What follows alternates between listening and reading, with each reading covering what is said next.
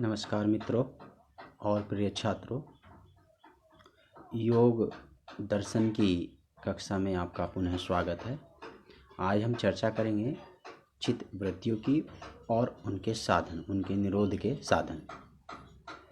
देखिए, इससे पहले मैंने चर्चा की थी कि चित्त होता क्या है और चित्त और चिद्ध में मैंने भेद भी समझाया था। चिद्ध के स्वरूप को भली भांति आपने अगर मेरे वीडियो लेक्चर को देखा हो, सुना हो तो आपको समझ में आएगा।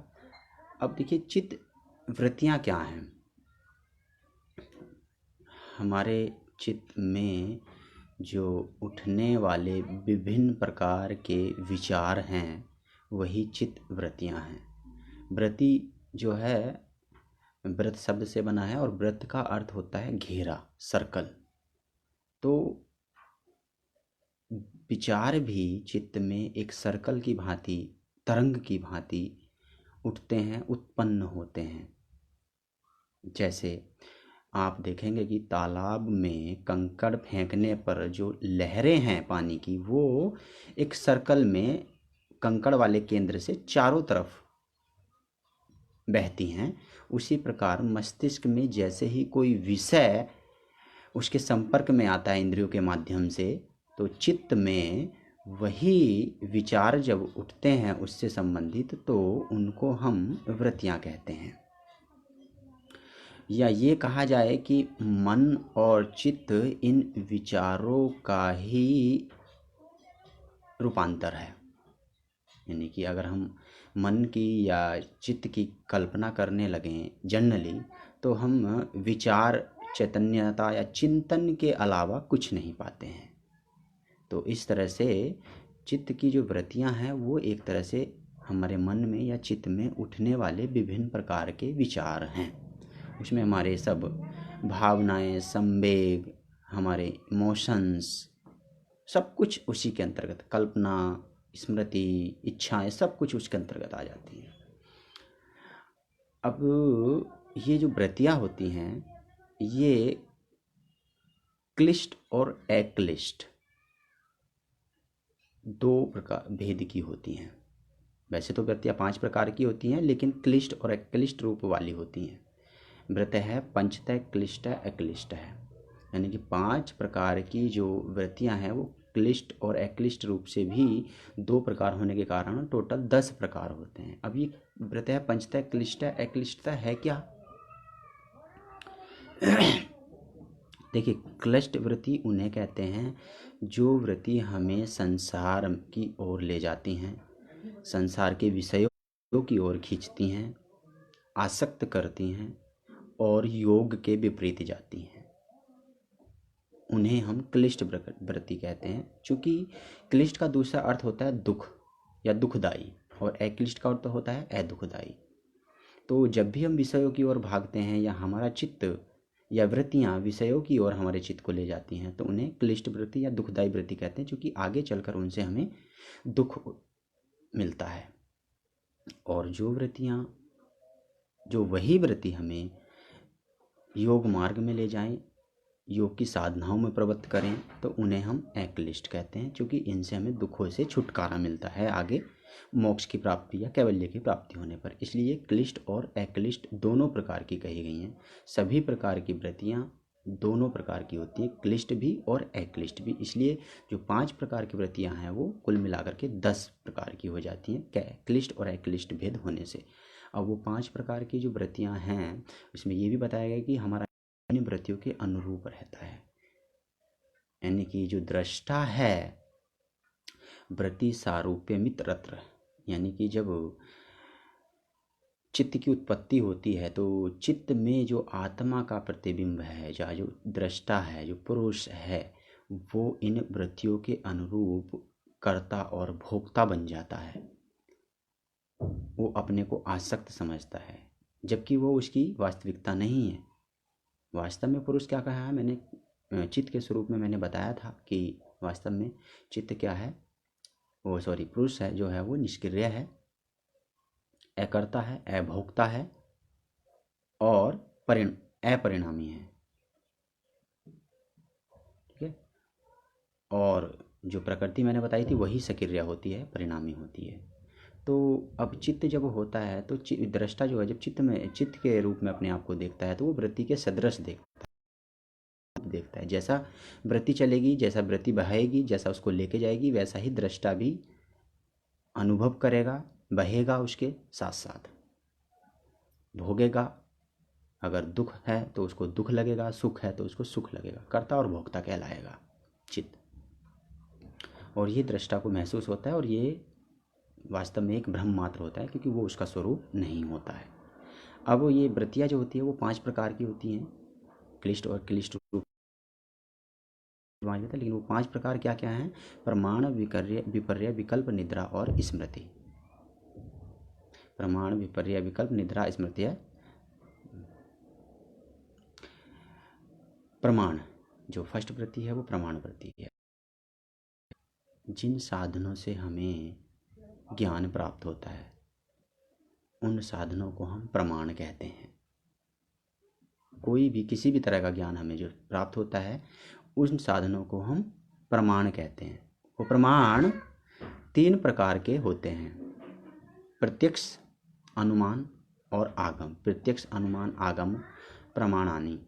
3 प्रकार के साधन, 3 प्रकार के जो प्रमाण हैं या 3 प्रकार के जो साधन है ज्ञान प्राप्त करने के, जिसमें प्रत्यक्ष क्या होता है?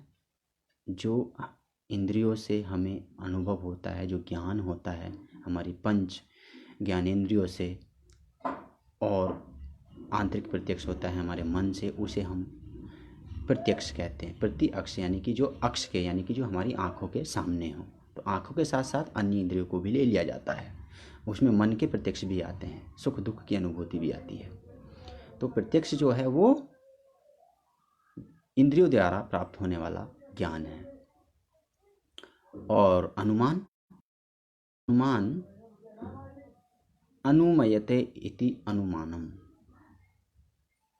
यानी कि जो कल्पना है बुद्धि की वो अनुमान है। हम जो साधन हमारी, जो ज्ञान हमें हमारी इंद्रियों से प्राप्त नहीं होता तो वो हमारी बुद्धि के द्वारा हमें प्राप्त होता है, और वो बुद्धि तार्किक रूप से हमें जो ज्ञान प्राप्त कराती है उसे हम अनुमान कहते हैं।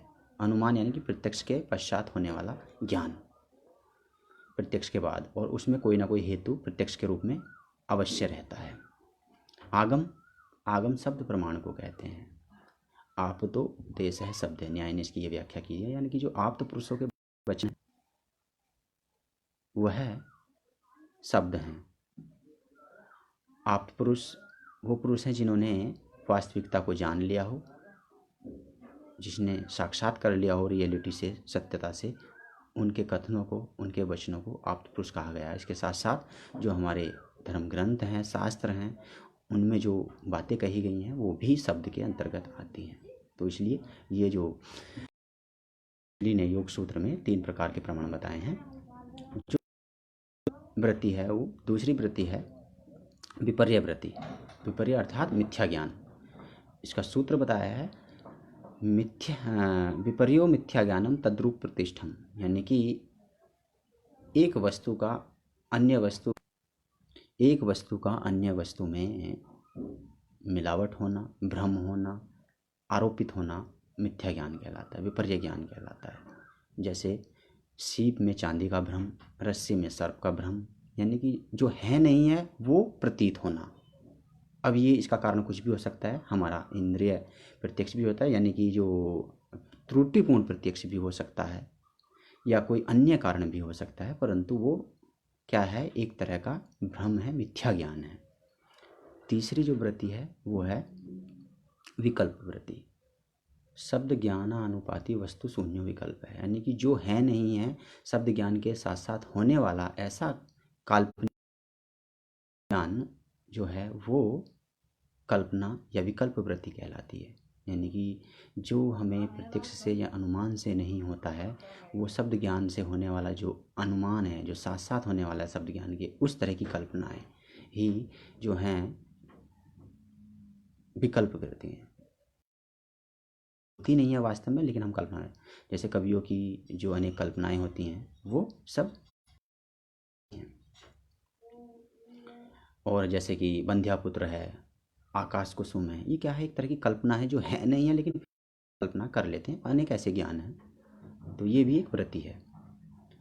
अब जो चौथी वृत्ति है वो है निद्रा। अभाव प्रत्यय आलम्बन निद्रा वृत्ति निद्रा, यानी कि अभाव का ज्ञान के अभाव का आलम्बन करने वाली वृत्ति निद्रा है।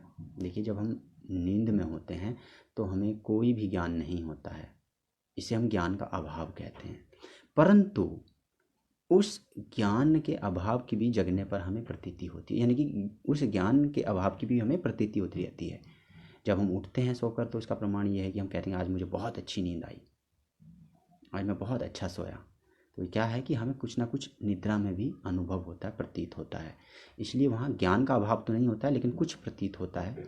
उस ज्ञान के अभाव की भी प्रतीति है, वो निद्रा कहलाती है। और वास्तव में यह भी एक प्रकार का ज्ञान ही है अगर यहाँ पे इसकी आलोचना की जाए तो। परंतु क्या है कि जैसा उसमें कहा गया है कि ये अभाव का, ज्ञान का अभाव है और उसकी एक प्रतीति है, तो ये भी एक वृत्ति है। अब है स्मृति।